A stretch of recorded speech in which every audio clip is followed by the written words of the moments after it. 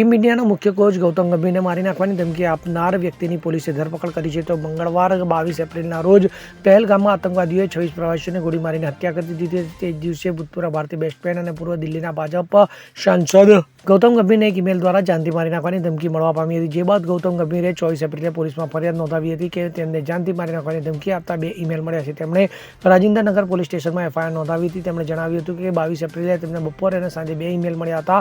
આ બંને ઈમેલમાં લખ્યું હતું કે ઈ કિલ, જેનો અર્થ થાય છે કે હું તને મારી નાખીશ. ધમકી આપનાર વ્યક્તિએ પોતાને ISIS કાશ્મીરનો ભાગ ગણાવ્યો હતો. તો દિલ્હી પોલીસના જણાવ્યા અનુસાર ગૌતમ ગંભીરને જાનથી મારી નાખવાની ધમકી આપનાર ઈમેલ મોકલવાના કેસમાં ગુજરાતના એક વ્યક્તિની ધરપકડ કરવામાં આવી છે, જેની ઓળખ જિગ્નેશસિંહ પરમાર તરીકે થવા પામી છે. તો આ વ્યક્તિને સેન્ટ્રલ ડિસ્ટ્રિક્ટ પોલીસે ટીમે પકડી લીધો છે અને તેની વિગતવાર પૂછપરછ કરવામાં આવી રહી છે. તો દિલ્હી પોલીસની પૂછપરછ દરમિયાન જાણવા મળ્યું કે જિગ્નેશસિંહ પરમાર 21 વર્ષનો છે અને એન્જિનિયરિંગનો વિદ્યાર્થી છે. આરોપીના પરિવારે દાવો કર્યો છે કે જિગ્નેશ માનસિક સ્વાસ્થ્ય સમસ્યાઓથી પીડાય છે.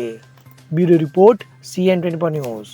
હવે જુઓ દેશ દુનિયાની તમામ ખબરો તમારી આંગળીના ટેરવે. ઉઠાવો મોબાઈલ અને Google Play Store પરથી ડાઉનલોડ કરો અમારી CN24 ન્યૂઝ મોબાઈલ એપ.